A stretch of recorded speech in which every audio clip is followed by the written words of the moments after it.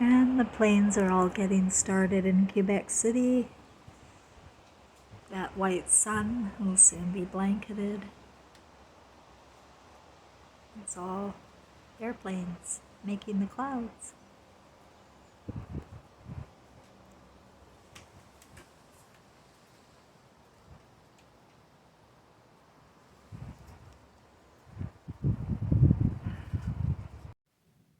This is fascinating to listen. I'm just going to play it for you. Try to feel it as you're listening with your feelings. So here, Abraham Lincoln is giving the example of how you can see that there is an absolute conspiratorial apparatus being put into place. And he understood that. Now, in the book Secret Societies and Subversive Movements by Nesta Webster, she was the lady that was quoted in the California State Document, if you remember. Her first book was called World Revolution. This is the second book, called Secret Societies and Subversive Movements. In the 12th chapter, The Secret Societies in England, there is an article, a piece in this 12th chapter. It was very interesting. Nesta Webster, interviewed a lady who was a member of a secret society called Stella Matritina. Stella Matritina, a secret society, a quasi-Masonic secret society, I might add, in England, later became known as the Order of the Golden Dawn, with Aleister Crowley at the head of it. But before Crowley, it was called Stella Matritina. And so Nesta Webster is interviewing a lady who was a member of this Stella Matritina. And it says, in the opinion of an initiate who belonged for years to Stella Matritina, the dynamic force employed, known as Kundalini, is simply an electromagnetic force of which the sex force is a part, and on which the adepts know how to play. And the unseen hand behind all the seeming spiritism of these orders is a system of very subtle and cunning hypnotism and suggestion. She went on to say further that the aim of this group, like that of all subversive esoteric orders, is by means of such processes as eurythmics, meditation, symbols, ceremonies, formulas to awaken,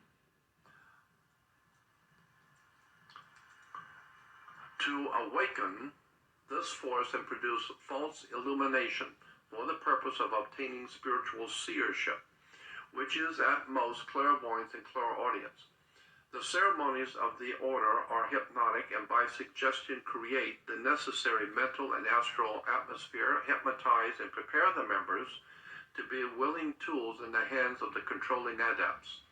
The same initiate has communicated to me the following conclusions concerning the group in question, with the permission to quote them verbatim.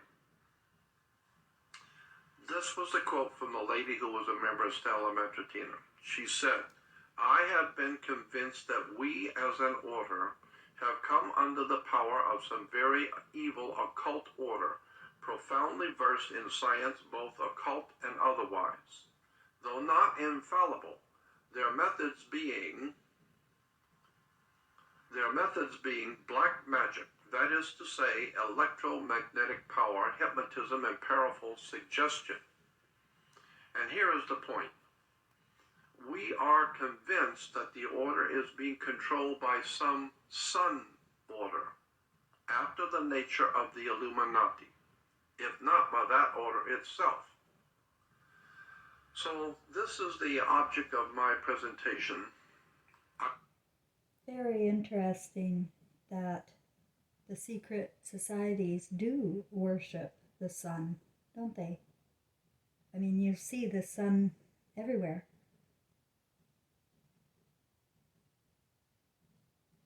And you have to wonder why they worship the sun. Let's listen to some more. I want to look at this thing called a sun order. which is after the nature of the Illuminati, if not that order itself. A sun order, very ancient concept that can be traced all the way back into the beginnings of mankind. There has always been sun orders. But the important part is, how do these sun orders today manipulate world events? One way is they confuse the word sun with sun. S-U-N with S-O-N.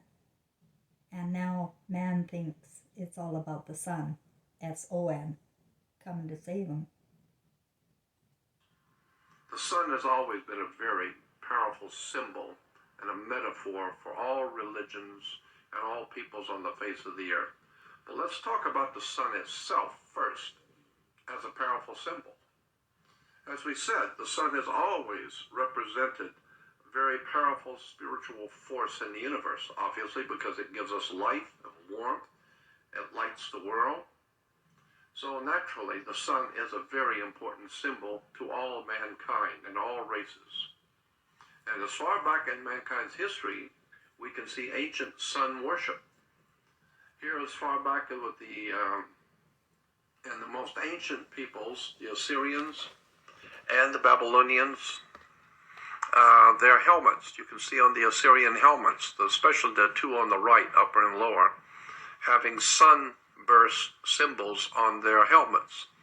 This is far back into the Assyrian Empire. Then, of course, we see that the Romans picked up the same idea from the Assyrians, and they had sun helmets because the sun was very important, especially in the Roman Empire. And we see it, of course, with the Native Americans, and even today in South America, such as the different races of people who celebrate the coming of the sun, even Native Americans, as I said. So it's a symbol that has been used for thousands of years, worshiping the sun. One of the oldest symbols of the sun was and still is the eagle. And this is something a lot of people do not know. But almost all the ancient civilizations in the world had an eagle somewhere in their symbolism. And the eagle always, and in every case, always represented the same thing. It was always a symbol of the sun. Why? Because the eagles can fly so high, and they have sharp vision, and they're able to see things and overview the whole earth. So ancient Romans, of course, as I said, used the eagle to symbolize the sun. Here's Solas Invicti, the Roman god, with his symbol for the sun was an eagle. Eagles were used all over the Roman Empire to symbolize the sun. And fascists, of course, in Europe used the eagle also for the same reason, to symbolize the sun. It's a Roman eagle fascist signet ring. The eagle symbolizing the sun. And you'll see the eagle is perched on a fasci. That's another whole subject we'll get into another time. The symbol of the fasci is a bundle of sticks which you'll see the eagle perched on with a hatchet head. It's called a fasci. It's a symbol of world fascism, or world totalitarian fascist state, the most brutal fascist corporate state symbol.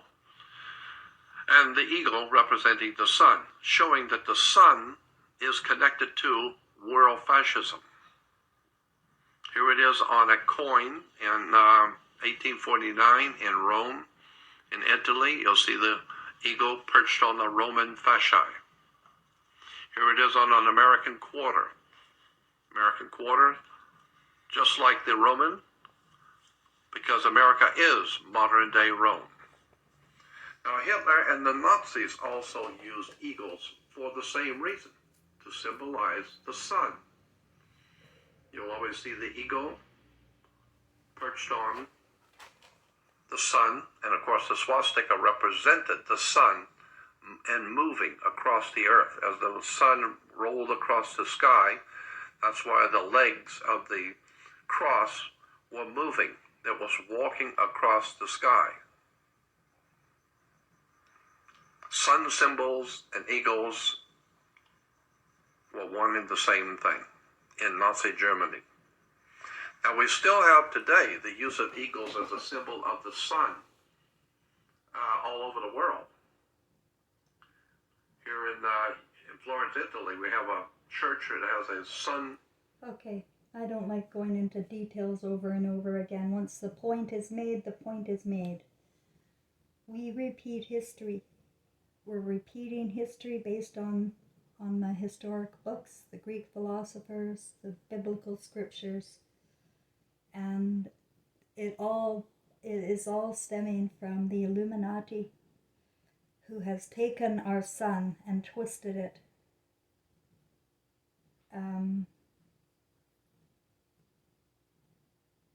into an evil consciousness. And when people join cults and popular cultures, and everybody belongs to a popular culture, they buy into the ego and the sun. And so they take medicine from the ego and the sun. If you want to watch this, it's under Fearless Nation on BitChute. Jordan Maxwell explains one of the most important control system, or symbols rather. And I don't like to play the whole thing, but you're welcome to go and watch it.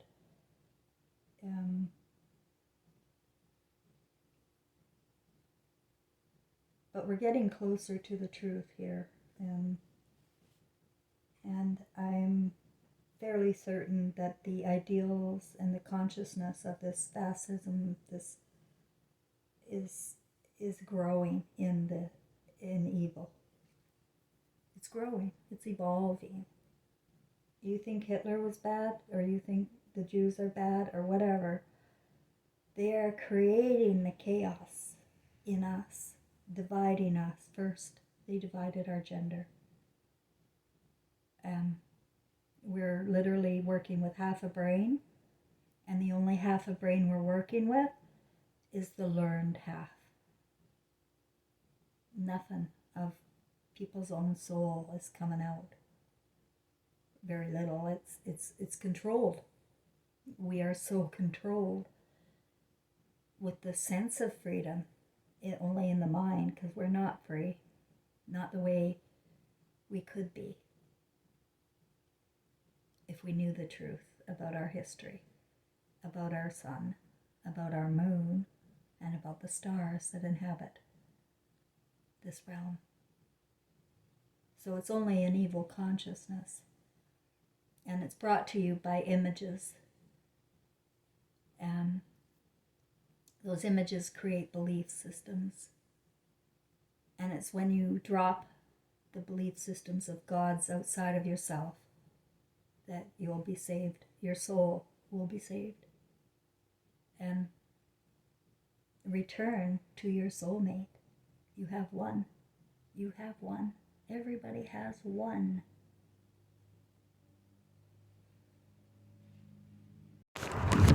Hello, everybody.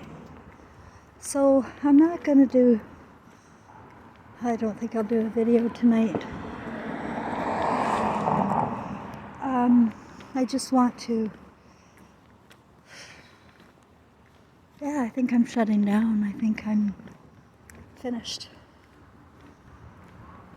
I think we've all been distracted with psychological terrorism by the mainstream media and social media. It's all terrorism of the psychological kind. It disturbs people emotionally, especially children. So I don't see any hope with the people being unable to stop what's going on. And there is no God that's going to save man from his filthy sins. Nope, that was a lie to get you to sin. and think later on you'll be forgiven. And man went nuts. Abso-fucking-lutely nuts. And he thinks he can get away with anything. And he does get away with anything. And so now he hides. He has no strength to do anything. And I think all of this distraction is coming to a head between now and December 13th. The power grids, the pipelines, and poison is involved. You see, when psychopaths are backed into a corner, they kill the whole family. They kill everybody before getting caught. And that's it. They're caught, right? It's a pedophile club at the top. All the politicians, all of the idol stars, filthy, disgusting pedophiles that we watch and mimic. And that's why I'm not afraid. Because when I go, I'm of clear conscience. I rebuke this world. I rebuke it utterly to save my soul.